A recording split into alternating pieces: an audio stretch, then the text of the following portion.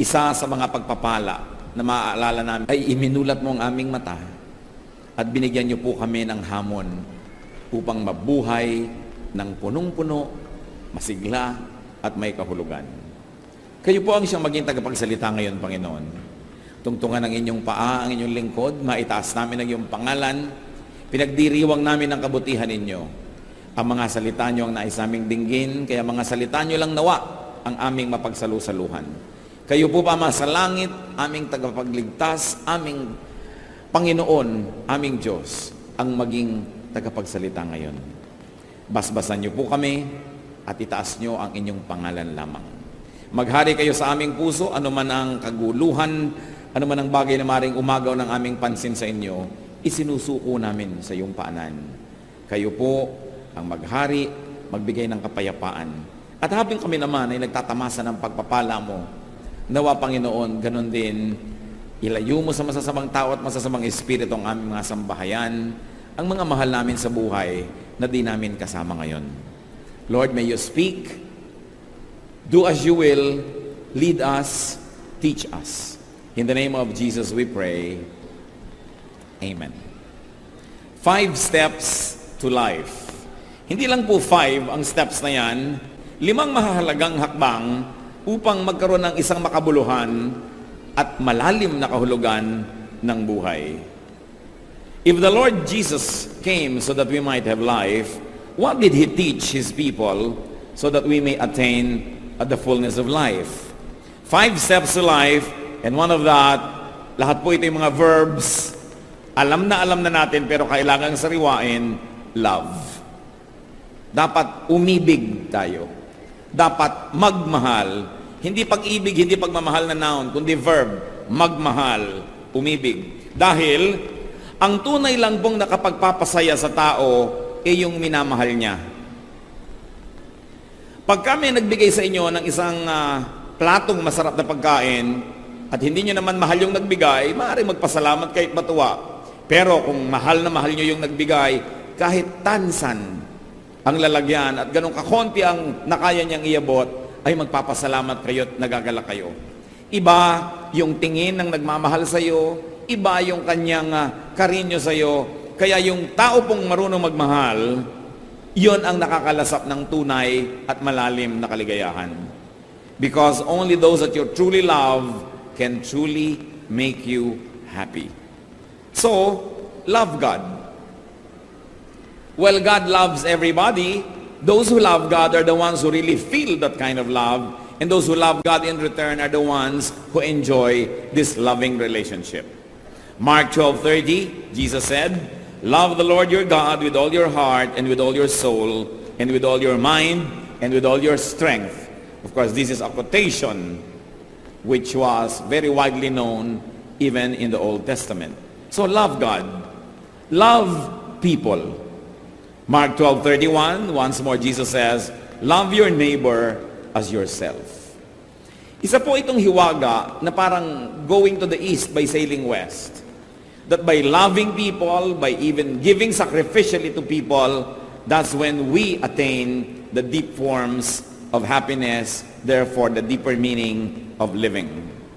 Those who love attain the highest level of life. No wonder God is described as God of love. Kaya po sinabi sa 1 Corinthians 13, "And now these 3 things remain, faith, hope, love, but the greatest of these is love." Yun talaga ang pinakadakila. At kung tayo po hindi marunong magmahal sa ating kapwa, napakalaki ng pinto ang isinara natin, napapasukan sana ng makahulugang buhay. Napapasukan sana ng maraming kulay, hugis, musika, ng buhay na punong-puno at makahulugan. Another verb, another step to life, give. Give to God. Mark 12:17, Jesus says, "Give to God what is God's." Give to people. Romans 12:13, share with God's people who are in need. So ito pong pagbibigay sa Diyos, sa ating kapwa, pinanggagalingan ito at pinagbabalungan ng napakalalim na uri ng kagalakan na yun lamang mga marunong magbigay na taos-puso ang nakababatid. Yung mga ibang hindi mapagbigay sa Diyos, sa kapwa, akala nila nakakalamang sila. Akala nila kawawa yung palabigay dahil laging nagsasakripisyo, laging nawawalan dahil nabibigay sa iba. Ang hindi po nila nababatid, may kaligayahan yon na yun lang talagang tunay na totoong mapagbigay ang nakakadama. So many people miss out on great happiness, on great meaning of life without even knowing it. So give to people you love. 1 Timothy 5:8, if anyone does not provide for his relatives, and especially for his immediate family, he has denied the faith and is worse than an unbeliever. So inaasahan, itinuturo na mamahalin at bibigyan natin ng maaari nating dapat ipagkaloob yung mga mahal natin sa buhay. But then also, we are not limited to that. Give to people you do not love. In fact, probably people you do not even like. Romans 12:20, if your enemy is hungry, feed him. If he is thirsty, give him something to drink. In doing this, you will heap burning coals on his head. Akala nung iba, sa paggawa ng mabuti, doon sa hindi gumagawa ng mabuti sa atin, doon sa mga kumakalaban sa atin, sabi, you will heap burning coals on his head. Na parang nilagyan mo ng baga na nag-aapoy at napakainit ang kanyang tuktok at tuloy nahirapan siya at naparusahan mo. Subalit kung titingnan po natin yung cultural significance ng kasabihang ito, sa Israel po noon ang lahat ng bahay dapat ay may apoy. Hindi dapat namamatay ang apoy dahil kung magluluto ka, wala namang posporo, hindi uso yon. At hindi dapat namamatayan ng apoy maski man lamang ilawan sa gabi sapagkat ayaw nila ng madilim. Ngayon, kung namatay ang apoy at nawala ng apoy ang isang bahay, anong gagawin niya? Kakatok siya sa bahay-bahay, hihingi siya ng uling o kaya ay ng baga na mainit para maiuwi niya sa kanila at yun ang pagsimula ng apoy niya na gagawin sa kanilang kalan. Kaya sabi, ang pagbibigay, maging doon sa iyong kaaway, ay parang ganito. You heap burning coals on people's head, not to torture them because you put the coal on a pot. Inilalagay naman niya sa isang palayok o isang sisidlan, kundi binibigyan mo siya muli ng pag-asa. Binibigyan mo sila ng tulong at binibigyan mo siya ng muling kahulugan ng buhay. At kung taglamig, ay binibigyan mo ng init ang kanyang buong tahanan. So hindi ito para manadista, kundi para tunay na maging matulungin. So we give to people that we love and we give to people that we do not love. Yun pong pagkakamal, pag-iingat at pag-iimpok para lang sa sarili at akala niya pag hindi siya nagbibigay at sinasarili niya ang kanyang pera, ang kanyang pagkain, ang kanyang kotse, ang kanyang bahay, akala niya lamang siya noon. Ang hindi niya alam, siya ang nawawalan. Because hoarding and keeping can be uncomfortable. Hoarding can be painful and even unhealthy. Ang katawan nga po natin, kailangang mag-discharge ng mga bodily wastes. Because when you do not discharge and you do not pass it on and let it pass out, what happens? You get poisoned. Kaya sabi sa Luke 12:15, watch out, be on your guard against all kinds of greed.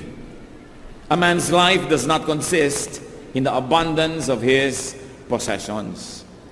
Hindi nasusukat ang buhay sa dami ng iyong itinago, sa dami ng iyong inimpok, at sa dami ng iyong sinasarili, bagamat may nangangailangan, lalo pangat mahal mo sa buhay, at kahit pa nga matatawag na kaaway mo, ay sinasabing huwag pa rin pagdamutan. Hebrews 13:16, do not forget to do good and to share with others, for with such sacrifices, God is pleased. At kung natuwa po ang Panginoon sa ating mga sakripisyo, sa pagbibigay sa ating kapwa, mahal man natin o hindi, mabuti man sa atin o hindi, mayroong magandang nangyayari. Natutuwa ang Diyos. At kung siya'y natutuwa, siya'y nagbo-blow out. Kung siya'y natutuwa, siya'y nagpapagaling. Siya ay nagbibigay ng mas marami pang pagpapala. Kaya yung mga nagiging makasarili, akala nila sa pagsosolo nila sa kanilang mga tinatangkilik at blessing, ay sila ay nakakalamang na hindi nila alam na nawawalan sila ng buhay dahil nawawala ang kagalakan ng Panginoon para sa kanila. At pagka hindi nagagalak sa iyo ang Panginoon, napakalaking kalugihan ang ganyang kalagayan. Bodily wastes must be taken out. That's why biologically and our biological processes, even moving one's bowels, urinating, perspiring, sometimes even the scandalous burping and the releasing of gases can be such a pleasure. Alam natin na isa sa mga pinakamalalakit, malalalim na kaligayahan ng buhay ay palamasin ang mga dapat lumabas na yan sa ating katawan. At napakahirap pagka hindi makalabas ang mga yan, na uospital ka pa at kung ano-anong ginagawa sa'yo. So letting go, giving up, giving, make life wonderful. Because when you take, you must give. And we take blessings from the Lord every day, so we must give blessings to others every day. In much greater way, giving rewards the giver. Yun pa lang pong pagbibigay, gantimpala na sa nagbigay, sapagkat kung taos-puso yun, may kagalakan siya. Merong isang uri ng kagalakan na ilang mapagbigay ang nakakadama. So we must discover or rediscover life in giving.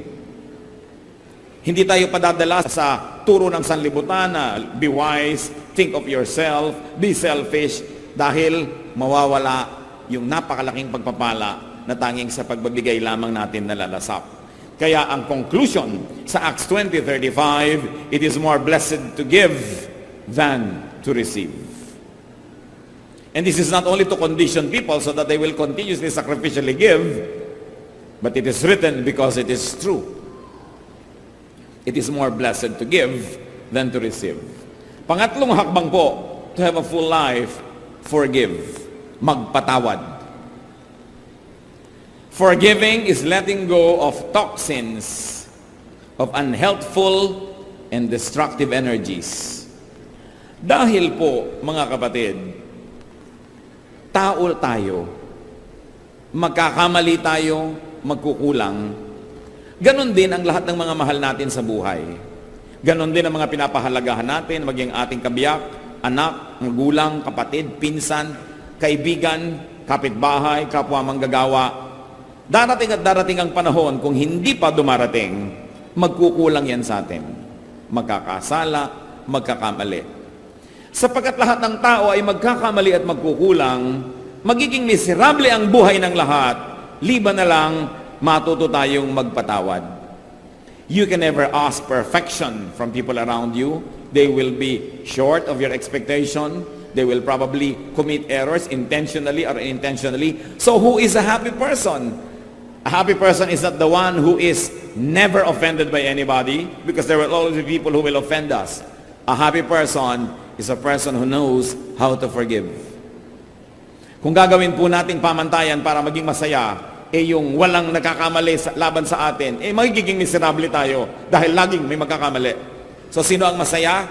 Yun lang marunong magpatawad. Yung tinatanggap niya na magkakamali at magkakamali, magkukulang ang kapwa. At lalo't nangyari na at tapos na, ano pang gagawin natin? Alam naman, magmukmuk na lang tayo buong buhay, magtanim ka ng sama ng loob habang buhay, at huwag mong kausapin ng dating mahal mo buong buhay. The way to have life is to forgive. The only way to keep on living is to forgive. Because if you're going to be a prisoner of other people's errors against you, you will never be happy. The only way to transcend and to deal with the shortcomings of people around us is by forgiving them. Kung sa pagpapatawad po kayo aasa, hawak nyo sa kamay nyo ang inyong kaligayahan kasi kayo ang magpapatawad. Pero kung iaasa nyo na perfect sila at pag nagkakamali sila, magagalit kayo, magiging malungkot kayo dahil walang perfect.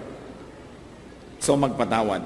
Colossians 3:13-14, bear with each other and forgive whatever grievance you may have against one another. Forgive as the Lord forgave you. And over all these virtues, put on love, which binds them all together in perfect unity. Kaya talagang tama yung sabi ng isang awit, pag-ibig lang ang susi ng lahat. Kung tayo iibig, magmamahal, kakambal ang pagpapatawad. Kaya pag may ikinakasal po ako, madalas sinasabi ko, huwag lang kayong magsumpaan na magmamahalan. Magsumpaan din kayong magpapatawaran. Dahil baka nga hindi pa natatapos yung wedding ceremony, nagkakainisan na kayo. Pero habang kayo'y nagpapatawad, tuloy ang inyong pagiging mag-asawa. Kahit may nagkakamali, parehong nagkamali, pag nagpapatawad, tuloy. Sino po ang hindi nakakatuloy na relasyon? Yung hindi nagpapatawad. Pero pare-pareho lang na-offend, pare-pareho lang nadedesmaya, pare-pareho lang kung minsan nabibigo. Very important. Pang-apat po na hakbang para magkaroon ng sigla ang ating buhay, verb pa rin, fight. Not with your spouse, not with your parents, not with your brothers and sisters. Fight. Dedicate yourself to a great warfare. Dedicate yourself to wholesome, good, and sacred warfare. In other words, brothers and sisters, be at war with something bad. Go to war for something good. Isa po na naobserbahan ko sa buhay, yung mga taong pag tinanong mo, kumusta po? Eto, tinatamad. Eto, walang sigla. Eto, walang magawa. Itong mga taong to, walang giyera sa buhay. Kaya mahalaga, may giyera kayo sa buhay. Even God is at war with evil. So the people of God must be at war. We must be at war with something bad. And we should go to war for something good. So dapat meron po tayong cause. Meron kayong isang adhikain.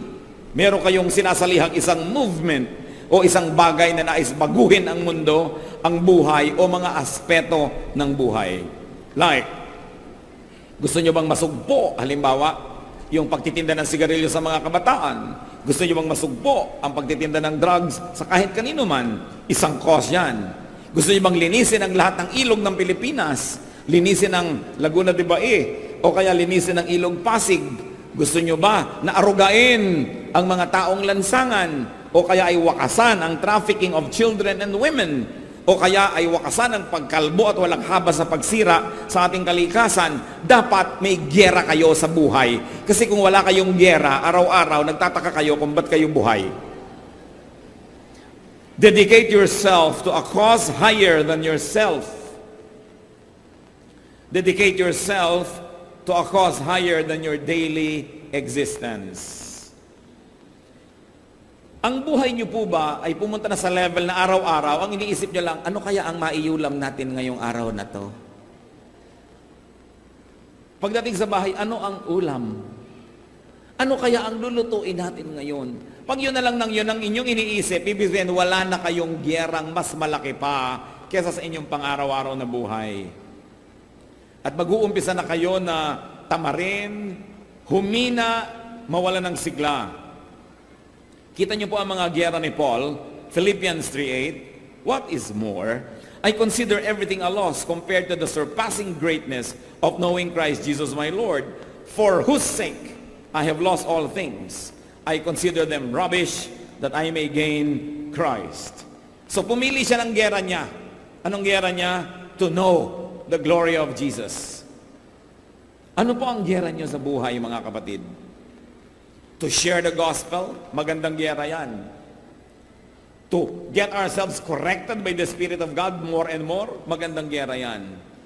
Sapagkat, kung wala kayong malaking adhikain, higit na mas malaki sa ating pang-araw-araw na pamumuhay, higit na mas malaki kaysa ating mga pansariling mga kagustuhan, lahat ng maliliit na bagay, papalakihin ninyo.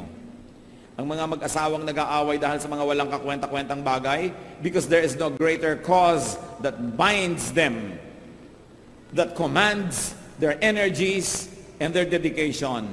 And you know that in the absence of big things, small things become big to small minds. Pag wala na tayong malaking adhikain, pati maliliit na bagay, pinalalaki na tuloy natin at pinag-aawayan pa kuminsan ang mga walang kakwenta-kwenta. Life is not in being a slave of the insignificant. Hindi tayo dapat maging alipin ng mga walang kwenta, ng mga maliliit na bagay. Life is in keeping small things small. Kaya kailangan natin ng perspective. Kailangan merong malaking cause. Katulad na lang ng mga Kristiyano, ang cause natin, to win the world for Christ.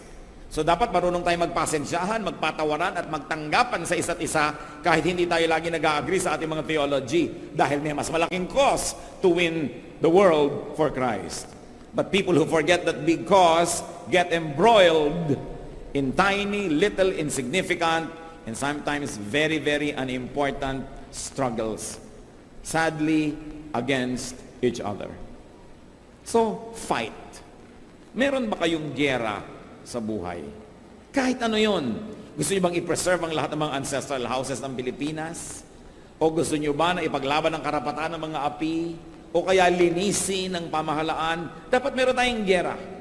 Hindi pwedeng wala kang pakialam sapagkat ang pakikisangkot, ang pakikialam, ang siyang nagpapatibay, nagpapasigla ng ating buhay. And finally, another step to life, dream. Mangarap. Desire. Chase your rainbow. Ano po ang ibig sabihin ng buhay na parang wala ng kahulugan? What is a life that may be considered over? That is an unhappy life. That is not worth living anymore. It is a life with all its dreams, aspirations, and desires behind it. Ang buhay na wala ng katuturan ay yung buhay na ang lahat ng pangarap at hikain at minimithi ay tapos na at nasa likuran na at nalampasan na. Wala ka na ngayong hinaharap. Hindi tayo dapat nauubusan ng hinahabol ng mga paru-paro, hinahabol ng mga pangarap, maski pa man tayo ay may edad na. Ano naman ang iintayin ninyo kung may edad na kayo, nakainin na lang tayo ng lupa? Habang nabubuhay pa tayo, meron pa tayo dapat mga pangarap, meron pa tayong mga gustong gawin, at meron pa tayong gustong ma-accomplish. Then and only then will life have meaning. Kaya marami po kuminsan sa mga taong may edad na, hindi pa dapat magkasakit, nagkakasakit. Hindi pa dapat humihina. Hindi pa dapat lumulungkot. At hindi pa dapat namamatay na tuloy dahil wala ng pangarap. Dream. Dream on. Achieve. Hindi mo sasabihin, tapos na ako sa lahat. Nagawa ko na lahat. Tapos na ako lahat. Pero buhay ka pa, alam ka naman nagkakamali ang Diyos. Meron ka pang katuturan at meron pang dapat gawin. Philippians 3:13-14. One thing I do, forgetting what is behind and straining toward what is ahead, I press on toward the goal. At ang sinabi naman nito ni Paul ay hindi na siya bata. Napakarami nang nagawa sa buhay at pwede na magpahinga. Pero sabi niya, one thing I do, nililimot ko na yan, tapos na. Hindi na ako nagdadramang bukid sa nangyari. Hindi ko na itinatanim pa yung mga sama ng loob na yan. Hindi ko na inuungkat-ungkat pa sa mahal ko sa buhay yung pagkakasala niya sa akin noong 1972. Hindi ko na pinanghihinayangan pa na hindi ako naging ganito, hindi ako naging ganon, hindi ako pinanganak na mayaman. Tapos na ang tapos. Pati ang mga kasalanan ko na natapos na, tapos na. Ang mahalaga sa akin, patuloy pa to run the race. Because at the end of the race is the Lord Jesus waiting for His people. So, run your race. Habang humihinga pa tayo, may katuturan pa at may misyon. At kung wala na kayong maisip noon, mag-isip kayo sapagkat meron. Otherwise, it's probably a mistake of heaven that you are still alive. The Lord Jesus taught and modeled the ways to happiness. And among them, we mentioned 5. Love, give, forgive, fight, dream on, and be happy. Ecclesiastes 3:12. Solomon, the wise man, said, I know that there is nothing better for men than to be happy and to do good while they live.